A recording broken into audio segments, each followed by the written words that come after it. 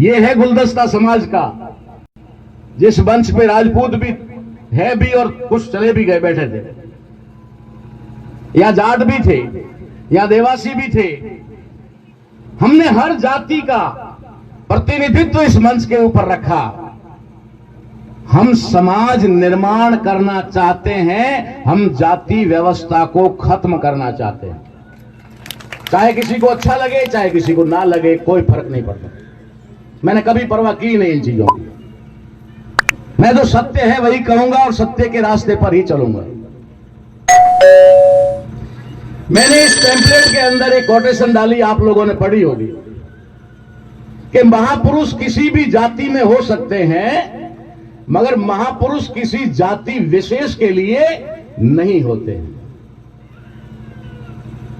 हर जाति में महापुरुष पैदा हुए। जसनाथ जी हुए, धन्ना जाट हुए, जाम्बोजी विश्नोई हुए, मल्लीनाथ जी राजपूत हुए, पीपाजी दर्जी हुए, सेन जी नाई हुए, नामदेव हुए, छिपा साहेब कबीर हुए, रविदास चमार हुए। ऐसा अगर गिनाने जाऊंगा तो बहुत लंबी लिस्ट है महापुरुषों की। हर जाति में महापुरुष हुए और उसी कड़ी में हमारे अंदर भी बिरसा मुंडा और राणा पूंजा जैसे लोग हमारे समाज में भी हुए। ऐसे अनेकों हैं। अभी तो हम एक की जयंती मना रहे हैं इसलिए एक की बात कर रहे हैं, ऐसे अनेकों हुए। महापुरुष हर जाति में हुए, लेकिन वो कोई जाति विशेष के लिए नहीं हुए। उन्होंने अपना काम जो है किसी जाति तक सीमित नहीं रखा। उन्होंने पूरे मानव समाज के कल्याण के लिए काम किया। जो भी महापुरुष हुआ उसने मानव समाज कल्याण के लिए काम किया, मानव को मानव बनाने के लिए काम किया। लेकिन दुर्भाग्य ये हुआ कि हमारे लोगों को, जो जातियों में बटे हुए लोग थे या बांटे गए लोग थे, उन बांटे हुए लोगों में जो महापुरुष हुआ, समय और कालांतर के अनुसार उस महापुरुष को उसी जाति तक सीमित कर दिया कि अब अगर पीपाजी को कोई पूजेगा तो सिर्फ दर्जी ही पूजेंगे, अगर सेन जी को कोई पूजेगा तो सिर्फ नाई ही पूजेंगे, अगर रविदास जी को कोई मानेगा तो सिर्फ चमार ही मानेंगे। इस प्रकार से हमारे महापुरुषों को जाति तक बांध दिया और जाति व्यवस्था जो हमारे समाज को तोड़ने के लिए बनाई गई थी, वो जाति व्यवस्था और ज्यादा मजबूत हो गई, और ज्यादा मजबूत हो गई।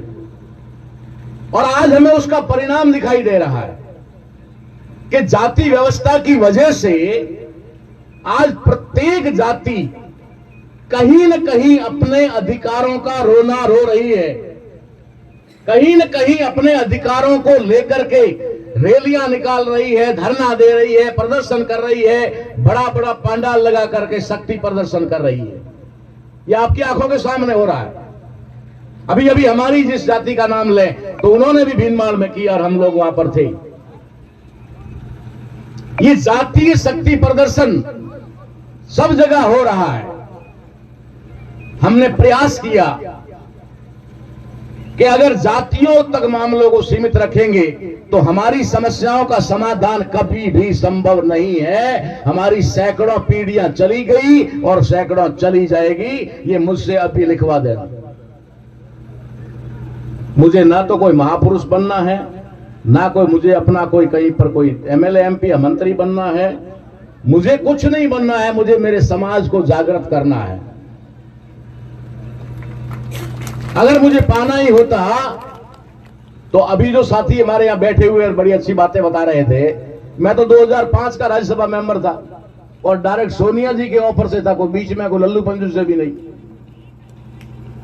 लेकिन मैंने कहा मुझे मेरा समाज चाहिए, गले वाला पट्टे वाला कुत्ता मुझे नहीं बनना। मैंने उस समय ठुकराया था कि मुझे तुम्हारा पट्टे वाला कुत्ता नहीं बनना। मैं तो आजाद शेर हूं और आजाद शेर की तरह ही रहूंगा और अपने समाज के बीच में दहाड़ता रहूंगा।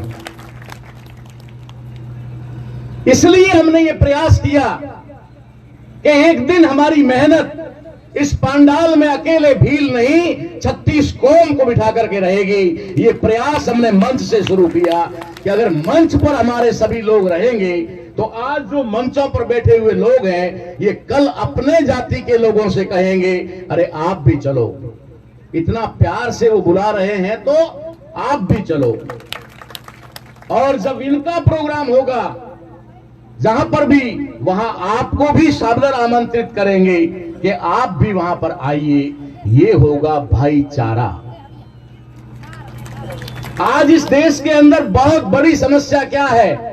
हमारा भाईचारा खत्म कर दिया गया, हमें एक दूसरे का दुश्मन बना दिया। और जब किसी मेघवाल की हत्या होती है तो सारे मेघवाल इकट्ठा होकर के वहां प्रदर्शन करते हैं, दूसरी किसी जाति के लोग नहीं जाते। किसी रबारी की हत्या हो जाती है तो देवासी समाज, रबारी समाज इकट्ठा होता है, वहां भील, मेघवाल, जाट कोई कौम नहीं जाती है, कोई जाति नहीं जाती है। हमें बांट दिया और आज हम लोग अपनी अपनी लड़ाई लड़ रहे हैं। तो ये जातियों की संख्या देश में 6700 के करीब है। तो कैसे हम जाति के आधार पर अपनी लड़ाई जीत सकते हैं या अपनी समस्याओं का समाधान कर सकते हैं? ये संभव नहीं है। इसलिए हमने जितने महापुरुष हुए हैं, जिसको आज संवैधानिक रूप से हम एससी कहते हैं, एसटी कहते हैं, ओबीसी कहते हैं, माइनॉरिटी कहते हैं, इसके अंदर जितने महापुरुष हुए हैं, और एक शब्द कहूंगा जिस पर आना चाह रहा हूं, क्षेत्रीय राजपूत। ध्यान रख लेना, इस बात को नोट कर लेना, क्षेत्रीय राजपूत हमारे भाई हैं। आज भूलवश उन्हें क्षत्रिय बना दिया गया होगा, अलग बात, लेकिन जो क्षेत्रीय राजपूत हैं वो हमारे भाई हैं। वो महाराणा प्रताप को मानने वाले लोग हैं, वो महाराणा प्रताप के वंशज हैं। आज उन्हें जाति के नाम से किसी भी प्रकार का लेबल लगा दिया गया हो, लेकिन वे हमारे भाई हैं। आज हम बड़े फक्र से ये बात कहते हैं कि जहां पर भी मेवाड़ का सिंबल आता है वहां पर एक तरफ राणा पुंजा और एक तरफ महाराणा प्रताप। ये महा शब्द को समझ जाओगे तो भेद खत्म हो जाएगा, भेद खत्म हो जाएगा। सिर्फ महा को समझना है। ये सम्मेलन है, ठीक है। और भीनमाल में क्या था?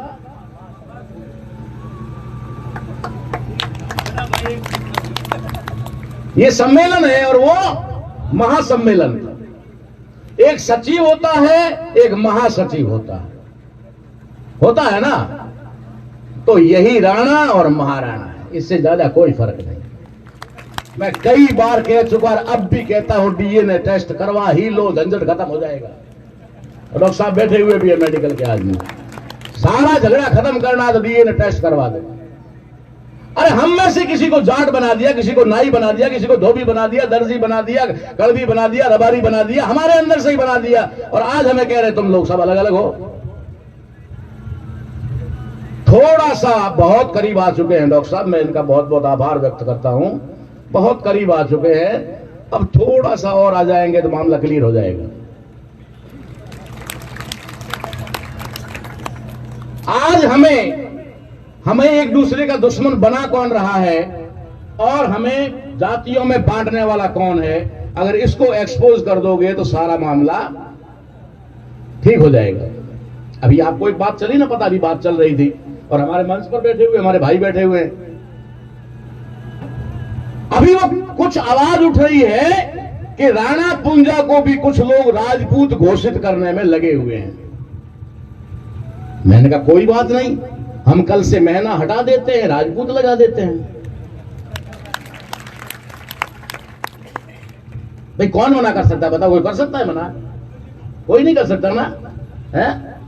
बस भाई भाई हो जाएंगे। महाराणा प्रताप की बात छोड़िए, राणा पुंजा की बात पर आ जाइए। राणा पुंजा के अरे भाई ऐसे ही हुआ है, पहले भी ऐसे ही इतिहास खत्म किया गया, ऐसे ही इतिहास हमारा खत्म किया और ऐसे ही हमको दुश्मन बनाया। आज भीलों और राजपूतों को भी सामने खड़ा करने के लिए ये साजिश रची जा रही है कि इनके बीच में झगड़ा पैदा कर दो। ये कहते हैं राणा पुंजा भील, हम कहते थे राणा पुंजा सोलंकी राजपूत था। तो सोलंकी तो जोगियों में भी है, सोलंकी तो नाइयों में भी है, सोलंकी तो जीनगरों में भी है, सोलंकी मेघवाड़ों में भी है, सोलंकी तो आपके कुमारों में भी है। किसमें नहीं है वो बता दो। ये सोलंकी, वाघेला, चौहान, राठौड़, परमार, पवार, ये सब तो सब में है, सब में है। तो सब में है तो सब भाई हैं। किसी ने कपड़ा सिल दिया इसका मतलब दर्जी हो गया, किसी ने बाल काटा तो नाई हो गया। बंटवारा तो ऐसे ही हुआ है ना। और हुआ कैसे, कोई लेबल कैसे चिपक गया। आज वो लोग हमें भील और राजपूत को भी आपस में टकराना चाहते हैं ताकि वो मेवाड़ की जो एकता थी भाइयों की, राणा और महाराणा के नाम की, वो खत्म हो जाए और फिर से इनके बीच में झगड़ा पैदा हो जाए। अरे भाई ढूंढना तो पड़ेगा ना उसको जिसने इतना महान काम किया या कर रहा है। ढूंढना पड़ेगा, ढूंढ करके लोगों के सामने लाना पड़ेगा।